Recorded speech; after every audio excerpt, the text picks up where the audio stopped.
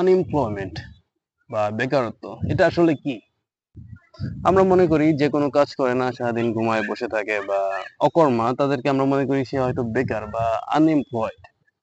না, আসলে এটা বেকারত্ব না, এটা আসলে অকর্মা বলতে পারেন বা লাইএবিলিটি বলতে পারেন। আর এই বেকারত্বটা কোনো ব্যক্তিগত সমস্যা না, এটা হচ্ছে একটা জাতীয় সমস্যা। আসলে এই বেকারত্বটা কি? মনে করেন আপনি কাজ করতে চান, আর আপনার কাজ করার যোগ্যতা আছে, কাজ করার ইচ্ছা আছে এবং আপনাকে যেই স্যালারি দেওয়া হবে ওই পরিমাণ স্যালারিতে আপনি কাজ করতে ইচ্ছুক, বাট আপনার জন্য কোনো কাজ নাই। There is no job for ya, ওকে?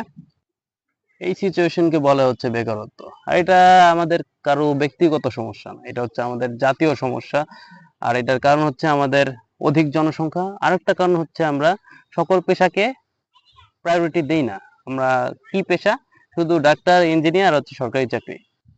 ভাই সবাই যদি ডাক্তার হয়, সবাই যদি ইঞ্জিনিয়ার হয়, ভাই বাকি পেশাগুলা কে করবে? বাংলাদেশের মানুষ বাই নেচার আমরা হচ্ছে একটু আরাম প্রিয়। আমরা কি চাই? নিশ্চয়তা, সারা জীবন একটা স্যালারি পাবো, বউ বাচ্চা নিয়ে সুখী থাকবো। কিন্তু চাকরি করার শেষে, রিটায়ার করার পরে আমরা যত সব স্বপ্ন দেখি, ভাই এটা হইলো না, ওইটা হইলো না। কারণ শুধু সরকারি চাকরি করে আপনি খুব বেশি কিছু করতে পারবেন না যদি আপনি সৎভাবে চাকরি করেন। আর যারা অসৎ ভাই, তাদের তো কোনো কথাই নাই, তারা তো শাস্তি পাবেই পরে। এই জন্য ভাই একটা কথাই বলবো, the life is too short, tomorrow is not guarantee. এই জন্য আমরা লাইফটাকে এনজয় করি, একজন ভালো মানুষ হওয়ার চেষ্টা করি, দেশের উপকার করার চেষ্টা করি, এবং যারা ভালো, যাদের ব্যবহার ভালো, যে সৎ, তাকে আমরা অ্যাপ্রিসিয়েট করি।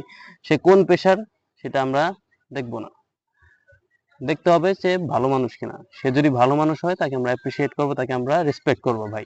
That's it. আল্লাহ হাফেজ।